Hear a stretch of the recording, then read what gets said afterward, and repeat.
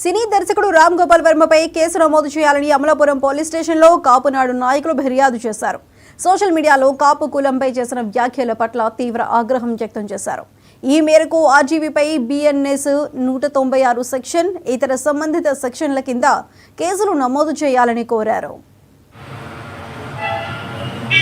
మన కాపుల్ని కించపరిచే విధంగా పెట్టిన పోస్ట్కి మేము ఈ రోజు మన అమలాపురం టౌన్ స్టేషన్లో సిఐ వీరబాబు గారికి కేసు నమోదు చేయమని చెప్పినాము.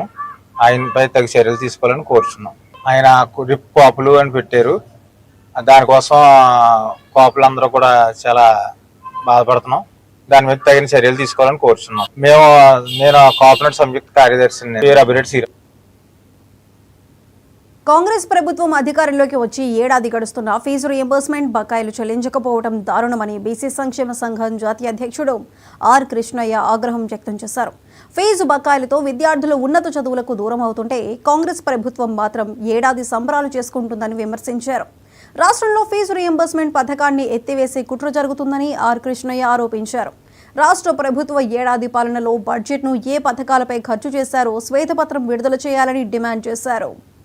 సర్టిఫికెట్లు కాలేదని చెప్పుకొని వాళ్ళందరూ రక్తాన్ని నమ్మి పైసలు తెచ్చి సర్టిఫికెట్లు తీసుకుంటారు. కిడ్నీలు కూడా అమ్ముకుంటున్నారు కొందరు.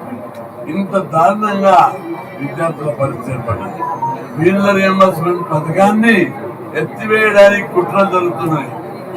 ఖబర్దార్, ఫీజుల రియంబర్స్మెంట్ పథకం జోలికి వస్తే ఎవరిని వదిలిపెట్టాము. రాష్ట్రంలో అనుకోని సంఘటనలు జరుగుతాయని చెప్పి తెలుస్తున్నారు. ఇదే వైఖరి కొనసాగితే రాష్ట్రం లోపల తిరుగుబాటు స్టార్ట్ అవుతుంది. ఇప్పటికే రైతులు తిరుగుబాటు చేసారు. ఇక తిరుగుబాటు విద్యార్థుల నుంచి వస్తుందని చెప్పి హెచ్చరిస్తున్నారు.